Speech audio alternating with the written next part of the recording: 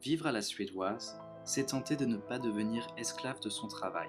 Le rythme de vie est organisé de telle façon que les Suédois commencent tôt leur journée de travail afin de la finir vers 15 heures. Dès l'arrivée des beaux jours, au mois d'avril, ils peuvent même s'arranger pour terminer encore plus tôt, notamment le vendredi où il devient anecdotique d'essayer de trouver quelque chose d'ouvert.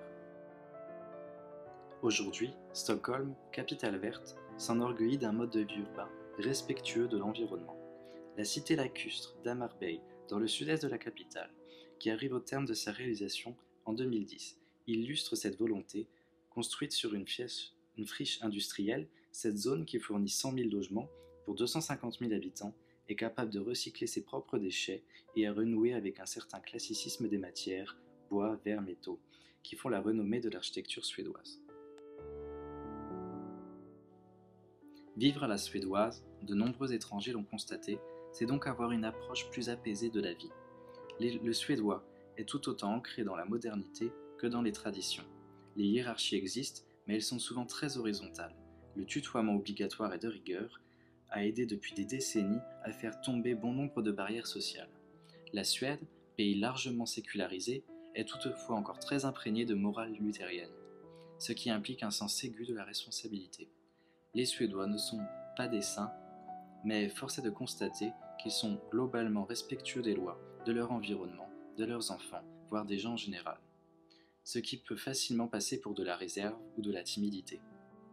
Les Suédois ont une croyance quasi infaillible, le fait que leur fameux modèle de société est le plus accompli au monde, la notion de Folkhammet, la maison du peuple, portée par les sociodémocrates depuis les années 1930 pour dessiner leur vision de société d'État-providence, est ainsi centrale pour comprendre le suédois d'aujourd'hui. Elle imprègne jusqu'aux partis de droite qui en font largement usage.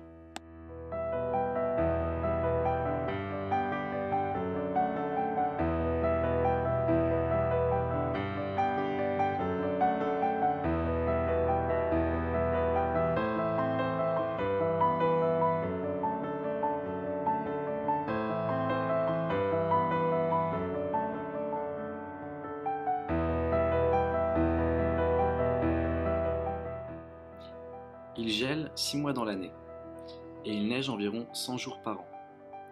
À partir de ce moment, durant l'hiver, toute la vie tourne autour des sports d'hiver.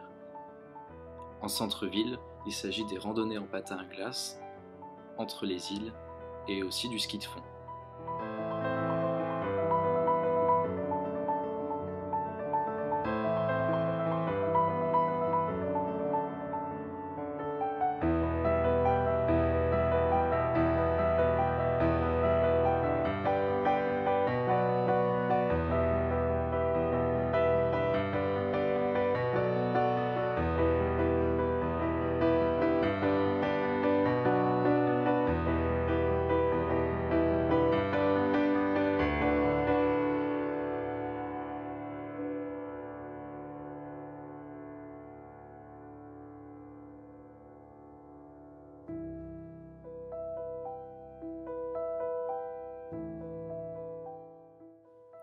Un peu plus loin, dans la banlieue, il y a de petites stations de ski alpin, mais il ne faut pas s'attendre aux 2000 mètres d'altitude des Alpes scandinaves.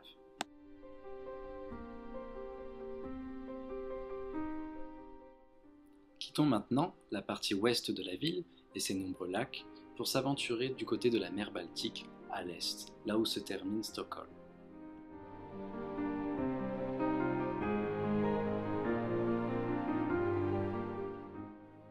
Voici Skeppsholmen. L'île des bateaux fut entre 1640 et 1958 la base de cantonnement de la marine royale suédoise, mais on n'y respire plus aujourd'hui qu'une atmosphère insouciante et paisible.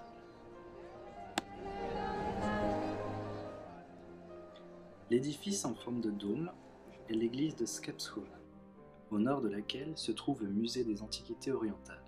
Terminée en 1842 et en partie inspirée du Panthéon à Rome, elle est désacralisée depuis 2002. À quai, sur la gauche, derrière la forme rouge du bâtiment de l'amirauté, qui date de 1650, on peut apercevoir le Havschapman, une géolette vieille d'un siècle. Le bateau a été réaménagé et est devenu une auberge de jeunesse et un café très populaire.